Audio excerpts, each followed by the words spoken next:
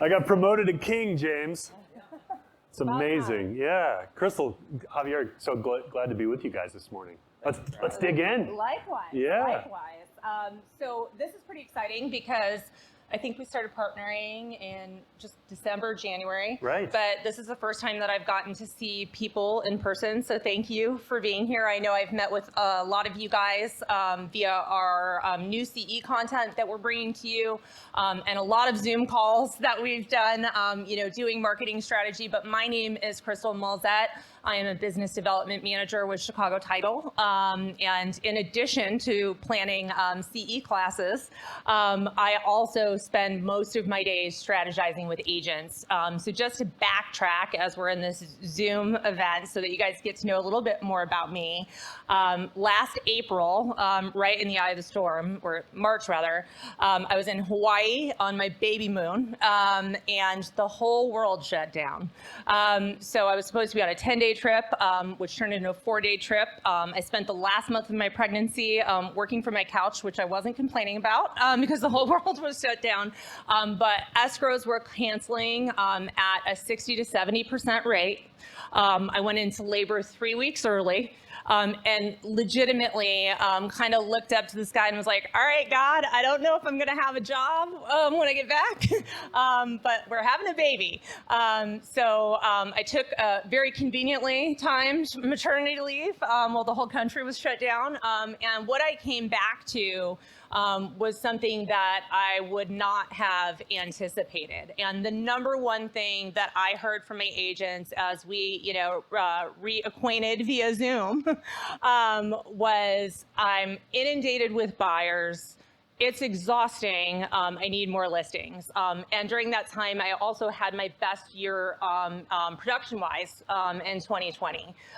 So I really had to flip my strategy. Also, you guys may have noticed that when I got into the business, I was told target buyer's agents because buyer's agents determine title. That is not what's happening out there, regardless of the rules. When you're getting 27 offers, most listing agents are also directing title. And I grow my business by growing your business. So I took an active interest and got busy finding new ways to find my agents more listings. So today we're going to talk about some things that are, just going to be healthy reminders for you, but also some new technology. So we're going to talk about the market a little bit. Like I said, we flip-flopped. So now listings are king. Sorry, Mr. Crow. Listings. I've already been demoted, James. Listings are king. Buyers are exhausting. I will remind everybody, let's just breathe that in for a minute. I have so many buyers, it's exhausting. There's that saying, I remember the days I prayed for the problems I have today. Right. So these are all quality problems, but we will cover some ways to get more listings. So let's talk about that a little bit. And as we're digging in, I love the fact that you said, I'm going to give you guys some reminders. Mm-hmm. And that's it. I mean, there's some new conversation that we're having here for sure, but look, just like in sports teams, you got to block and tackle every day. You got to work the fundamentals. You got to be in this business, grinding it, and be disciplined to it. And so we're going to talk today about some ways to leverage what we already know and to get in the field and start blocking and tackling, right? Absolutely.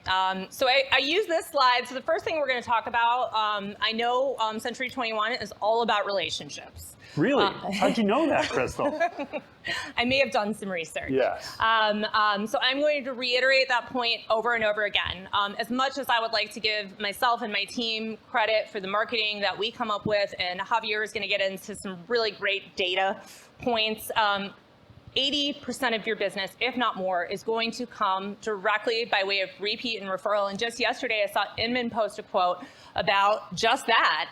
If 80% of your business is coming by way of repeat and referral, you need to treat your sphere of influence the same way you're treating your repeat and referral business. So a lot of times, I get into meetings with new agents and they want to talk about farming, which we'll get to. And maybe they don't like it market, but I bring them back to their sphere of influence. And the pictures that I have on this slide here are a number of my first clients. So I'm newer to title. I've been in the business for 5 years. Had no idea. I had to Google and YouTube like the title and escrow process. Lots of sales experience, lots of management experience. Just not as much title experience. So when I got into the business, I've showcased a few of my first clients here. So the first family that doesn't have my picture in it, the gentleman there is an old employee of mine. So these are some ideas that I'm giving you guys. People that have done business with you before are much more likely than a random lead to do business with you again. So if they've trusted you to be their employer, you sold them something previously, regardless of your background. You were a teacher and they were your students.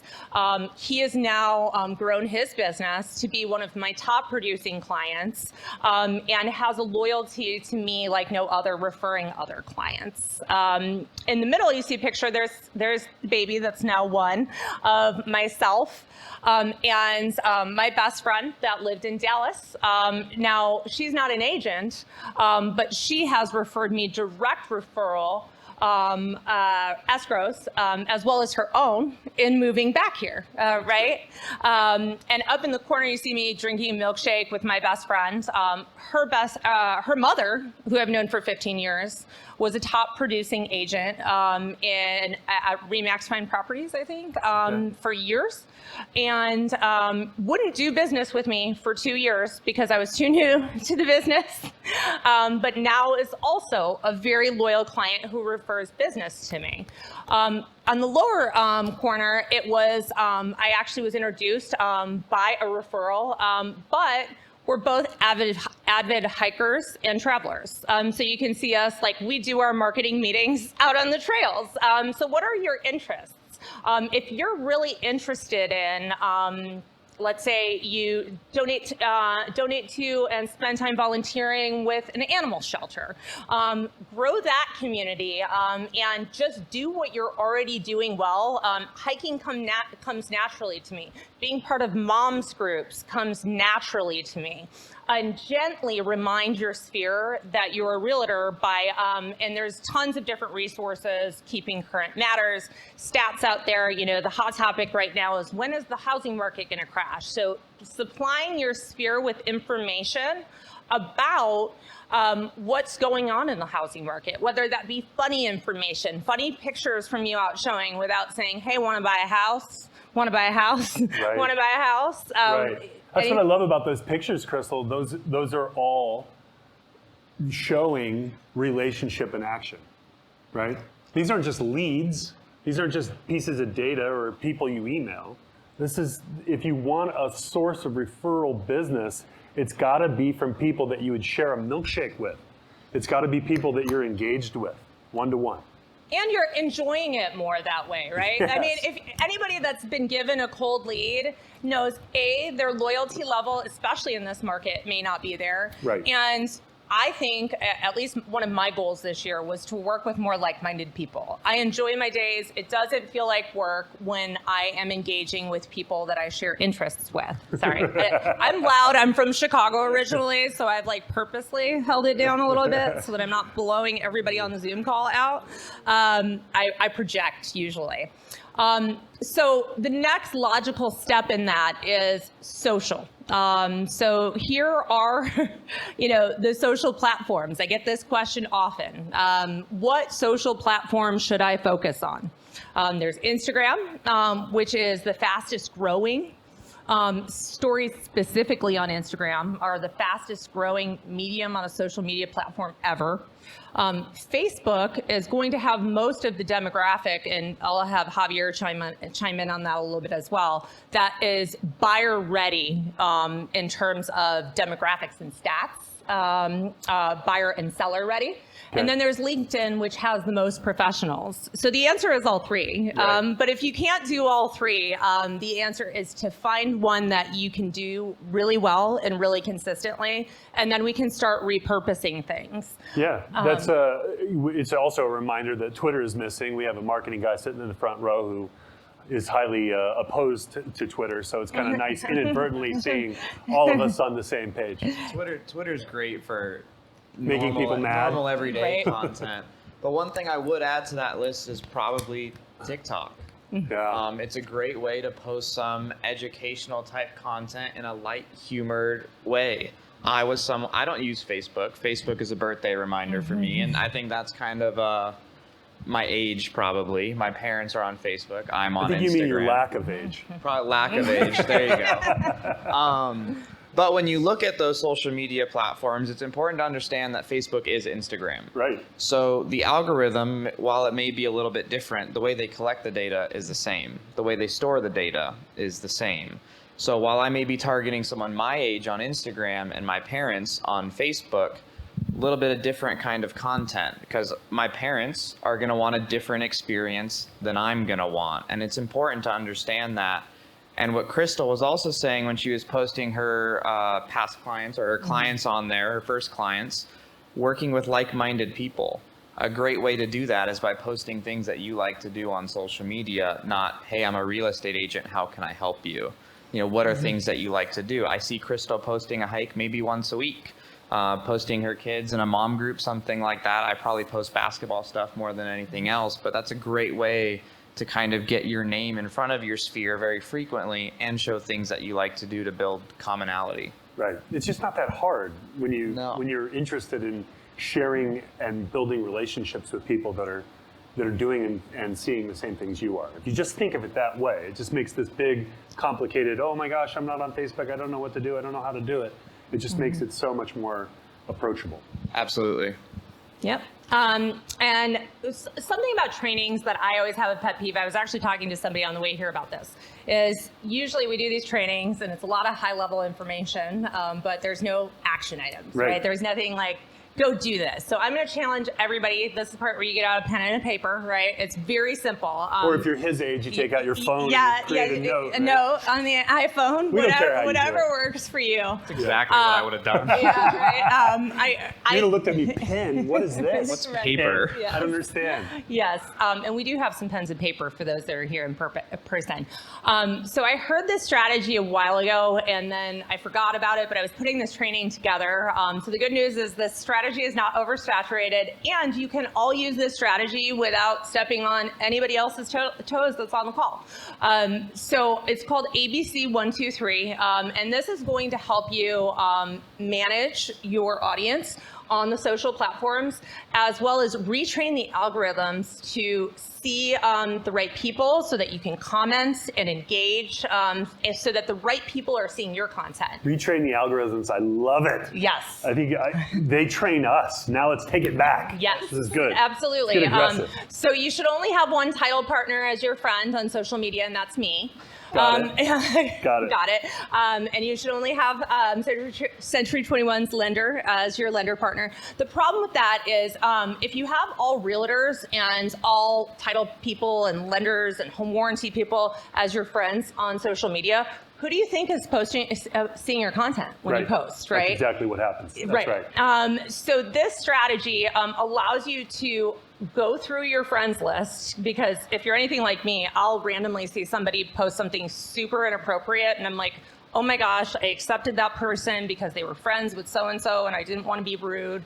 And it happened on the way here, actually. I had to like block them because they tagged me in something. So it'll allow you to delete who you need to delete. And the best way to do it, and we're all about to go into a new month, is ABC 123. So plot out the alphabet throughout the month, assign each day a letter. And on the first of the month, you go through, and everybody that's left on your friends list that has a last name starting with A, you just send them a message and say, hey, how are you doing? You know, if you saw them post that they just got a new puppy, your puppy's adorable, that kind of thing. And don't say anything about real estate. Right. If they're part of your sphere, you know, at least I've seen our demographic. And Javier's demographic is becoming the primary home buyer. Just naturally have a conversation. Build a relationship with them, you mean? Yes. Got it. Reiterate the Should be simple. relationship. What that does, Facebook, they know everything we're doing. So they know we're talking in chat. Has that ever happened to you where you're like, oh, I haven't been seeing John's stuff on Facebook, and we were just chatting about this new puppy I got, and now I see John's stuff all of the time. It's miraculous how that happens, right? So that said, now you just repeat this every month, right? And go through the alphabet. That's manageable. If you tell me to go through and manage everyone, message every one of my 4,000 friends on Facebook, that sounds like a task that's like completely overwhelming that I'll never do. This is a manageable strategy. So can everybody commit to doing this in the month of June? I can't believe we're going into June. It's too late to be June. I know, right? I can't be June yet. Right? And yeah, and then poof, you're seeing new people. All right, so that's social media. Do we have any questions in the chat? I can't see it. We cannot see your questions. So Justin will have to tell us. So like, would you do that every month? James, you need a microphone. But what James asked is, so would you do that every month? So in July, would I do the same thing, different message?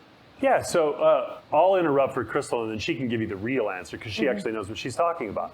But I know an agent. Debatable. I know an agent very well that does a tremendous referral business through his sphere by doing ABC 1, 2, 3. That's his primary way of engaging with his sphere of influence. And he has so many people in his sphere, there are actually people that he's doing ABC 1, 2, 3 with, it takes him far more than every month. Like, he can't get through them all in a month.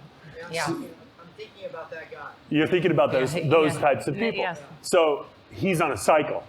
And I think his goal is to get through them every quarter. Wow. Yeah. And when you get to those high numbers, I would say the average agent that I've seen has about 1,000 Facebook friends. I think I have 4,500.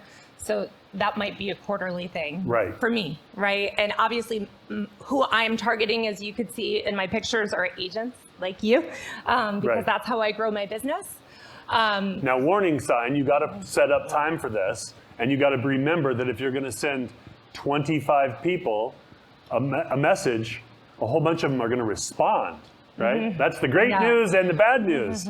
So test it first, right? Absolutely. Yeah, test it to see what kind of response rate you're going to get to make sure that you can manage it. Because, hey, Jim, how you doing is awesome. But when Jim responds back with, oh, so glad to hear from you, I'd really like to catch up, and you go ghost, that's not relationship building, right? Yeah. And you get more of a response this way because there's that little red feature that Facebook and Instagram have, as well as LinkedIn. They know that there's a guilt level that comes with knowing that they know that I read it, right? I built my business in real estate, getting back in touch with those people in my sphere strictly through Facebook messages. When I first got into the business, because how many vendor calls do you real estate agents get per day? So I was told to cold call. Nobody would answer the phone because you guys screened them all. Yes. Nobody. I got hung up on a couple of times. So I created another way. And I got more response because people felt a little guilty about not saying something back to me. So it's a start to a conversation. And those people started seeing what I was posting. And I try to post, from a title perspective, things that let you know who I am as a human being, because people are more likely to do business, like I said, with like-minded people. There we go with relationships again, right? But I then thread in content about real estate. Yeah, and here's a personal note for Crystal that she may not be aware of, but this is how powerful real relationships are. Crystal would have never met me. Never. Okay? In spite of her unbelievable marketing attempts, in spite of her frequent calls and texts and emails and 365 degrees, she would have never met me if somebody I didn't really care about, be really persistent, and telling me how really awesome Crystal is. That's what made me meet with her. I'm glad I did. I'm glad I have that kind of a trusted source out there that's looking out for my own good. But Yeah. Like, you've got to make real relationships to get to some people sometimes, right?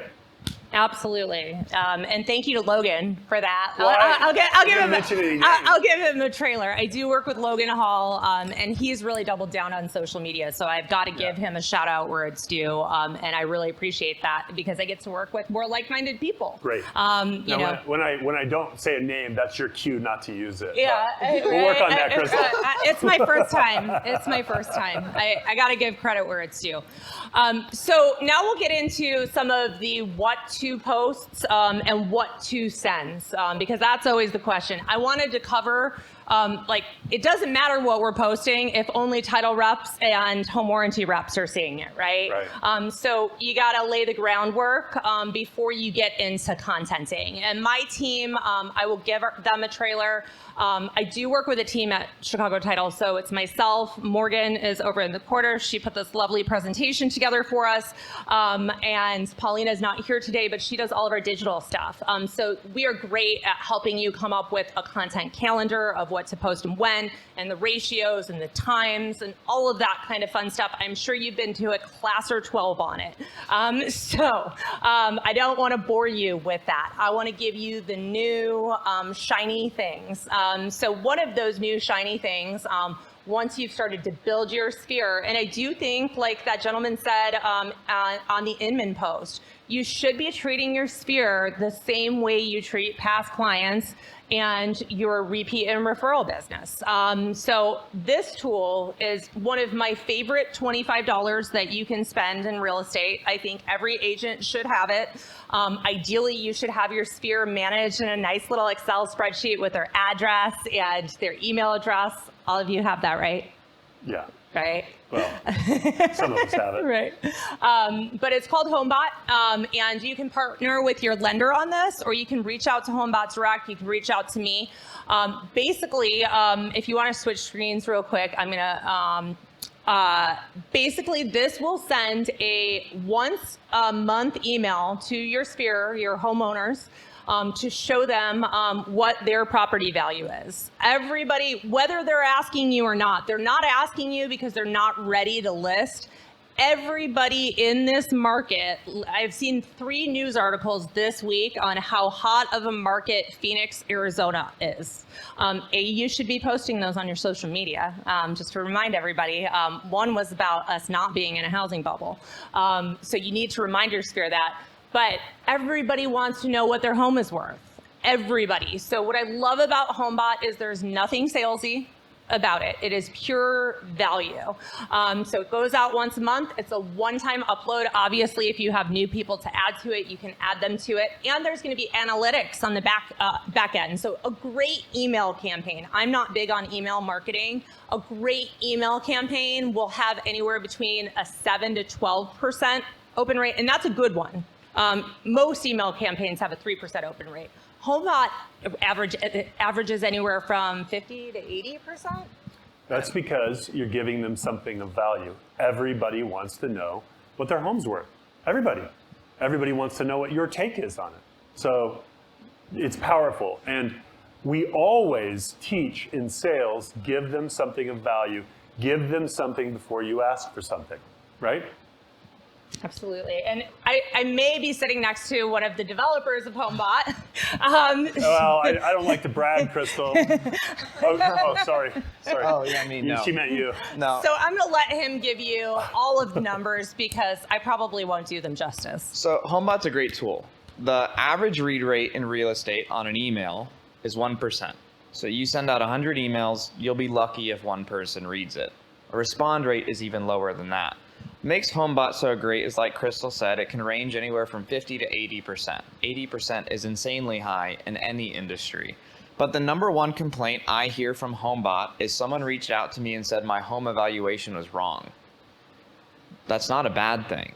That's kind of what you want, right? Now I can sit down with you, I can pull comps, I can do a full market analysis and give you an estimate of what your home is worth. But on top of that, like, my HomeBot is way off. And it's way off because I did a bunch of things to my house, bunch of improvements. Your home bot analysis of your home Of is my off. home is way off. It's a special property. Special Yeah. property. So what did I do? I called my agent. I said, "Hey, Danny, this is off by about $80,000. Here are the improvements I did. Can you update my home bot?" Right. So I have reasons not only to reach out to him for that, but not only does it give it your home value, it gives you information on refinancing. It gives you information on if you wanted to put this property as an Airbnb, something along those lines as well. So it's not just information on what my home is worth. It's also giving me options. I want options. My generation wants options, and we want all of our options. We want to see it all laid out. So not only to the older crowd, getting them the all the data, the home evaluation updated monthly, but also options. And on top of that, like Crystal said, it's a hot market. It's literally insane. Like you shouldn't see 18% appreciation in a year. That's not, it's not normal. So I got my house appraised a few weeks ago, and it literally could get appraised for $20,000 more this week. It just depends on where you are and what you're doing and the timing of the market and home sales. And that's why HomeBot to me is such a valuable tool, especially when it encourages people to reach out to you saying, "Hey, I don't think this is right. You know, would you take a look at my HomeBot for me?" Like I do with my agent, I don't know, once every 3 or 4 months or so.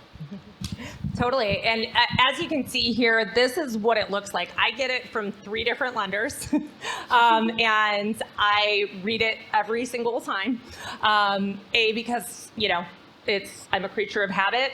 B, because I am one of those homeowners that's curious, even though I'm not selling my home, about what it looks like. And as you can see, it's very tech forward. It's very aesthetically pleasing. It's not like a clunky system. Thank you, Javier, for that.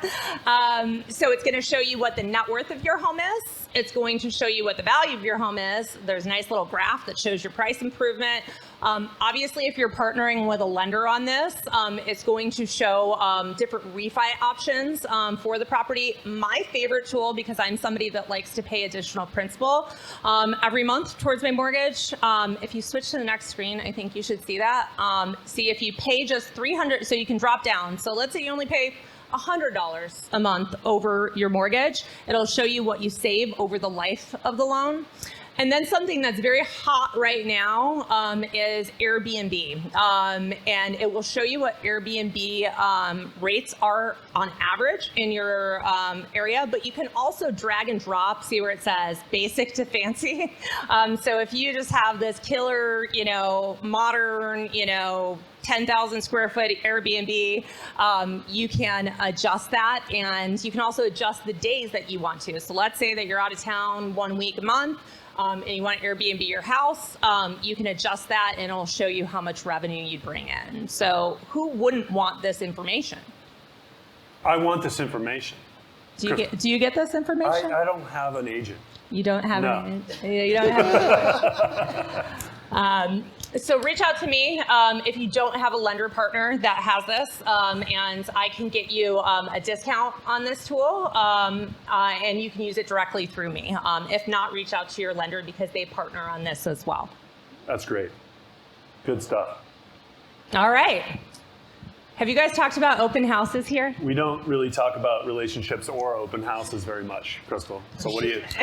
Okay, we talk about them all the time, Crystal. Yes. Yes. So we're going to talk about open houses. If you can find one to sit Well, these we days. share everything, so there's always something, and we have a lot of agents that do open houses on our rental properties.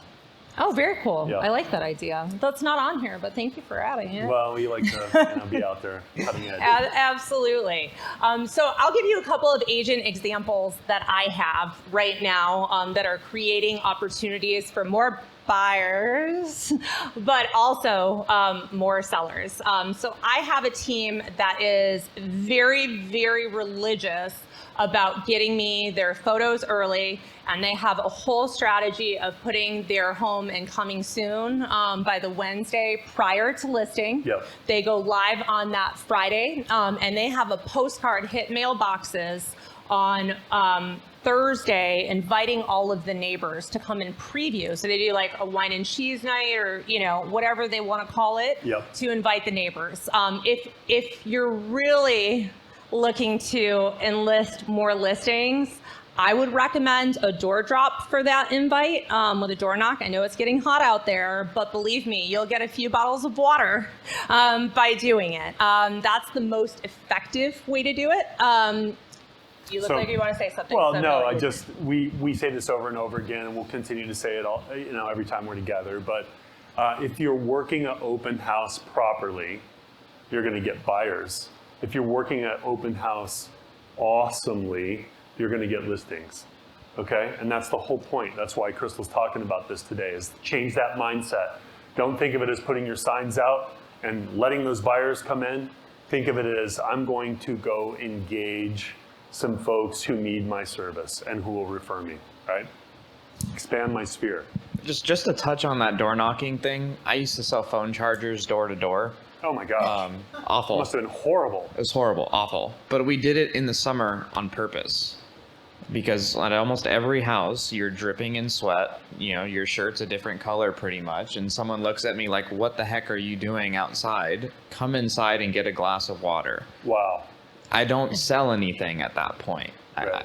And then I accidentally forgot something outside. Right. Just so that I could let myself back into their house, building like this false level of trust. I was a psychology major. That's why I did that. But it just works. And I'm a big fan of door knocking, especially out here. If you're doing it in the summer, I'm going to answer the door just to give you my 30 seconds, minute of your time, just because you have the gusto to go out there and door knock in 100, 110 degree weather. And I think we're going to dig in a little bit, but what I love about your program is, how do you know what's the right door to knock on? Right. So I know we're going to get there, but that's the big mystery, right? Is how do we know which door to knock on?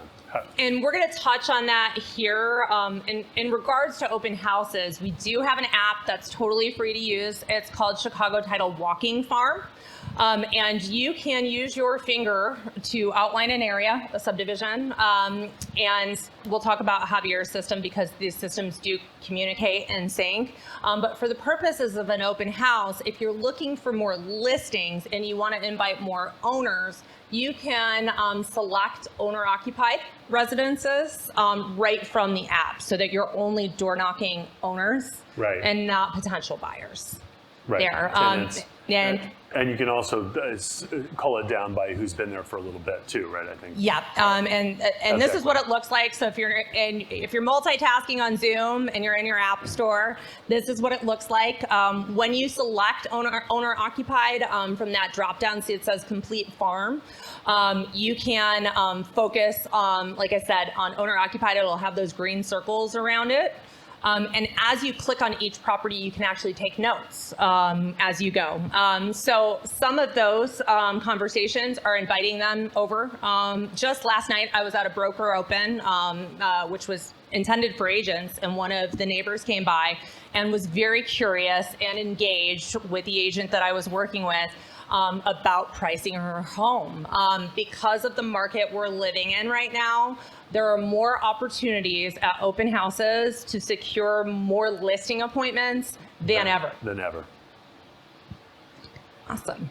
And now I'm going to reverse engineer that. This is probably the number one thing that catapulted my business when I got back from that maternity leave. Was I was inundated with agents that are like, I have so many buyers, I could send you so many escrows if we just find them. I'm going to be transparent.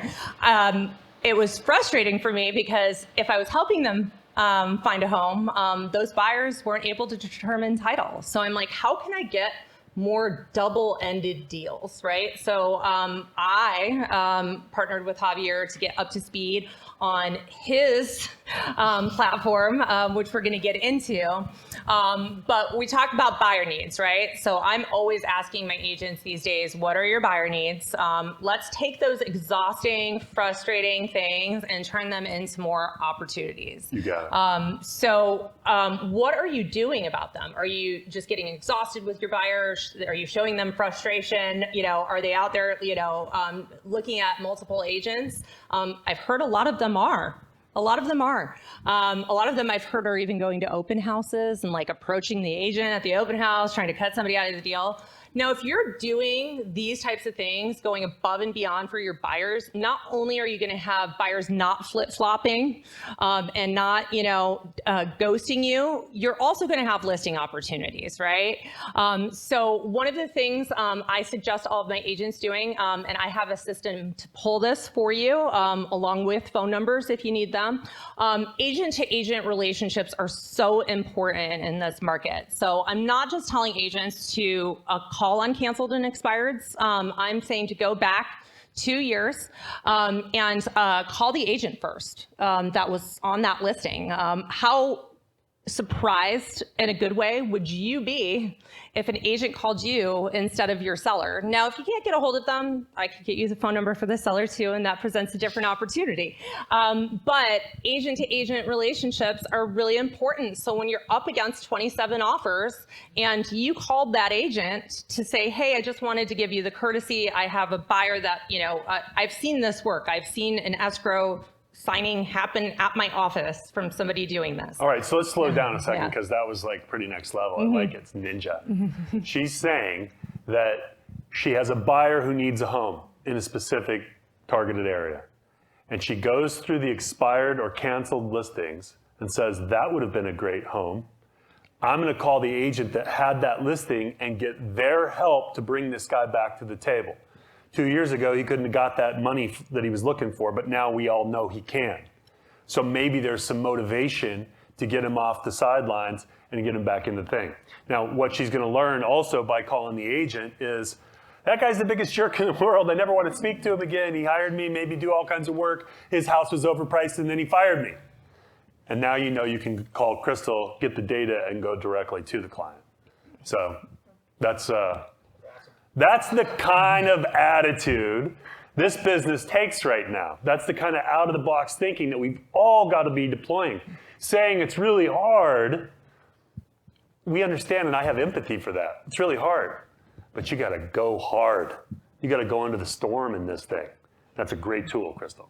Absolutely. It's a selfish, unselfish thing that I do in coming up with these strategies because I was tired of losing out on escrows. And if this deal comes together as a result of a strategy that I put together, people are less likely to write me out of a contract. Great. And now we're going to get into some of Javier's tools that I use. But I will tell you before we get into them that there is a likely movers category in his system that I've used religiously. I use it daily, and I will help you use it. But are you writing letters on behalf of your buyer? Now, I know that I'm not an agent, but I'm going to give a disclaimer. Rodika's on there. From a broker level, I'm not asking you to violate any fair housing issues. Important safety note. Right. But is it fair? And I know Javier is going to share his story, which is a true story, which I watched unfold as a caveat to that. But just last week, I was with an agent that has been focusing on finding her buyer a home in a certain zip code with this tool. And it took her a second postcard, but basically on her postcard, she was just saying, I have a qualified buyer. I'm not an investor. I'm not looking to flip your house. I have somebody that's interested. You can, get your home sold for top dollar without having to list it. And she got a phone call from somebody that was like, I don't want people in my house. I don't want to list my home. What do you have? Bring it to the table. So obviously she has the buyer, but now she has a listing appointment And too. it took 2 times to get her. Mm-hmm. Right. 2 postcards. Right. 2 postcards in the same area. You can't quit. Nothing in this business just comes to you easy. You gotta be persistent, right? Totally. Like so I want Javier to share his story of how he ended up in his home. So my story is a little weird because I'm in a unique situation where I'm the one who has the system. So I was kind of working together with my agent on like a marketing plan to buy my home. I closed on my house April 1st of last year. So talk about timing. But when I was looking at houses, I think there were 11 to 12,000 houses on the market, which is a lot more than there are right now, but that's still low inventory. I was choosing between asbestos, a bad roof, or roots that were in the plumbing. It's not like I had good options. And so what I did is I told my agent, hey, I'm going to write my own letter. I just took the Breakthrough Broker I Have a Buyer letter and put it into my own words.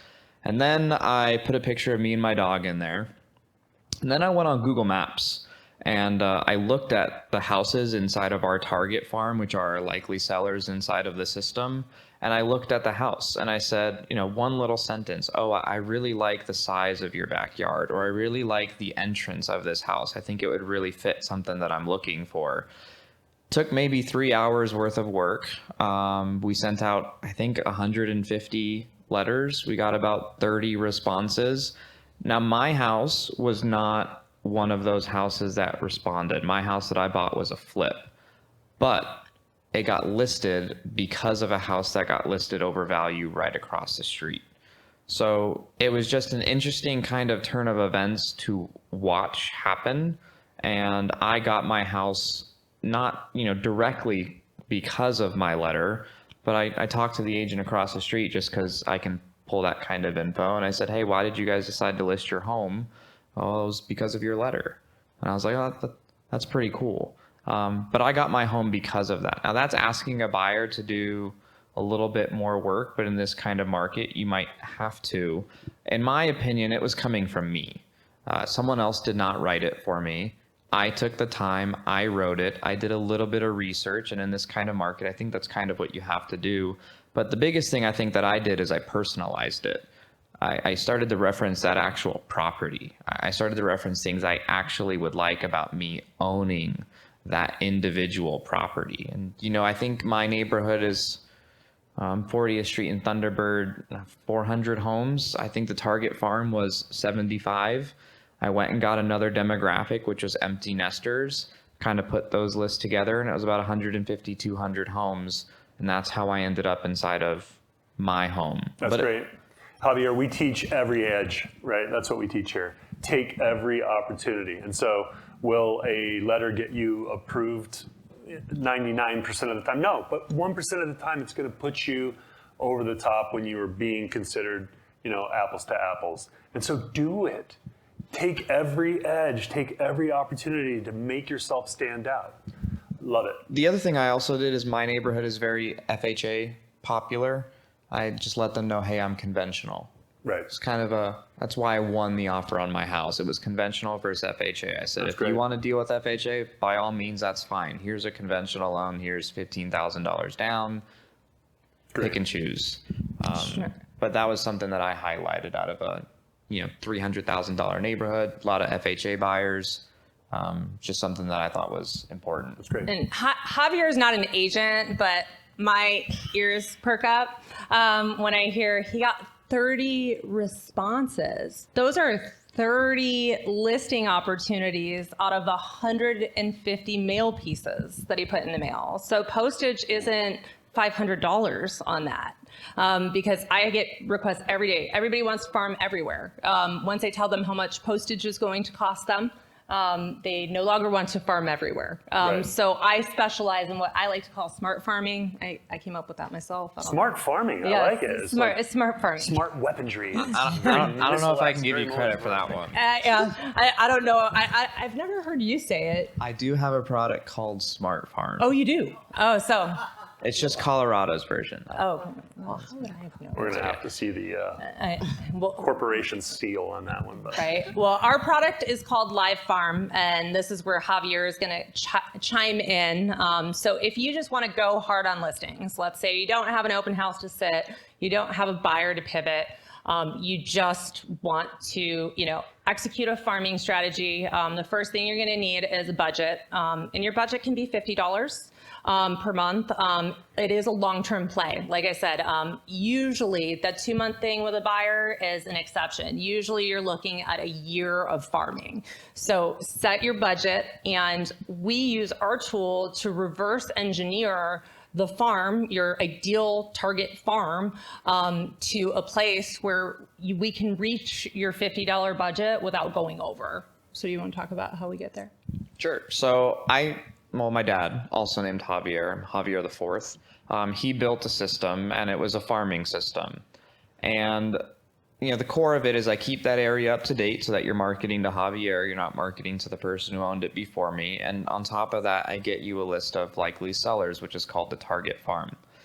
So forever in real estate, an agent has gotten a farm in a CSV file and then sent out a what's a home's worth code to everybody inside of that neighborhood. It's not relevant. That's not how marketing is done in 2021, and it's really not how marketing has been done for the last 5 years. If I look at how I've been marketed to my entire life, I've had a phone since 4th grade.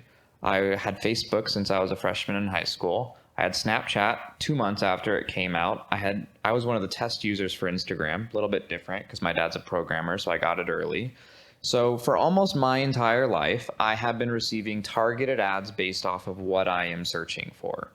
And so what I do inside of our program is I get you away from spray and pray, and I get you to put the right, Crystal helps you get the right marketing pieces to put in front of the right people. And so I'm using, predictive analytics, like I wanted to use a different word, but I saw predictive analytics there, with that target demographic to help you guys take an area of 500 properties and give you the 50 that are the most likely to sell in a year. And so instead of trying to figure out a budget, okay, how do I market to 500 properties? Because you do 500 times 70 cents month over month, 12 months, that gets pretty expensive. But you get that with 50 properties, and that brings your cost way down. And it's also hyper focused. So you're saving time, you're saving money, and it's going to make it easier to stay consistent when you're marketing to a smaller group of people, kind of like Crystal's ABC method. I'm not trying to go onto Instagram and send a DM to my 4,000 followers every single month. I'm doing the A's on one day, the B's on another day. And that's kind of what we're doing with our system in the farm is you don't need to focus on all these C-level people, right? You don't need to send a what's a home's worth code to absentee properties. What's the value there? I'm a renter, I'm going to throw it away. I'd rather send a cost to rent versus a cost to buy. If I'm a likely seller, well, I want to know how much my home is worth. I want to know what's going on inside of my area. And, I don't want to steal all of the marketing pieces there, but it's important to stay smart. When you're staying smart and you're being consistent to a small group of people, like a targeting on social media type thing, if you're frequent and consistent and have enough volume, there's no reason over time that you shouldn't be able to see some benefit from that. I think the most important thing that Crystal said was 12 months. I can't tell you how many agents I've talked to over the last 3-4 years that have said, if I would have continued sending out postcards to this farm. Now, someone that I talked to a month ago got a listing from a postcard they sent out 2 years ago. Although that one listing would have paid for those 2 years of postcards that they stopped giving out. So it's important to just understand that and to be intentional with your farming, hitting a targeted demographic that I did all the math for you, letting you know, hey, you know what, these people are likely to sell. That's great. Thank you. Absolutely. Questions? I know that was a lot. We covered a lot of different areas. I will just back up and say that one note on the prior slide was that I was taught, and I think that this is like a Tom Ferry or one of those coaches method, is you start out with 2 times a week for the first 8 weeks, which sounds like a lot, but you're basically just saturating. But I have one agent in particular I think has done a great job, and we designed the marketing where he is presenting all of the problems that you're hearing about right now. I can't list my home because I won't have anywhere to go. Okay. I won't have anything to buy. I don't want to sell or I don't want to buy at the top of the market. So all of the different things. Are we in a housing bubble? So he's doing problem on one side, solution on the other side. That's a totally valuable piece as opposed to, want to sell your house. We can work with you on our team to come up with a competitive strategy that's not too salesy, but effective at the same time to get out there. And then you do once a month forever. That's great. is my suggestion. And again, when you're reverse engineering the farm the way that we're talking about doing it, you can do this for $50 a month, $75 a month. It doesn't have to break the bank, and then you can just add that to your marketing expenses on taxes. Yeah, so some great pickups today. I mean, treat your sphere of influence like they're already, a customer, a previous customer. Really work them. Get out there, and you gave us some great ideas on social media on how to do that. Hit those open houses that are preached every single week in this organization, right? Do what you can, be creative there, and come at them from another perspective. Come at them from understanding that this is a listing-centric market and that people are out there wanting information that you have. And what a way to get in front of them if you're in their neighborhood, demonstrating to them the values in that neighborhood. Unbelievable. And then you got these buyers. How do we get them accepted? We've given you great tools with Home Partners of America and Divvy and others, but here's another one. Reverse prospect them. And do that through data analysis. It's pretty simple, and we can help with that, right? Absolutely, Yeah. absolutely. And I'm going to challenge everybody to one thing right now, because I know you all have your cell phones on you.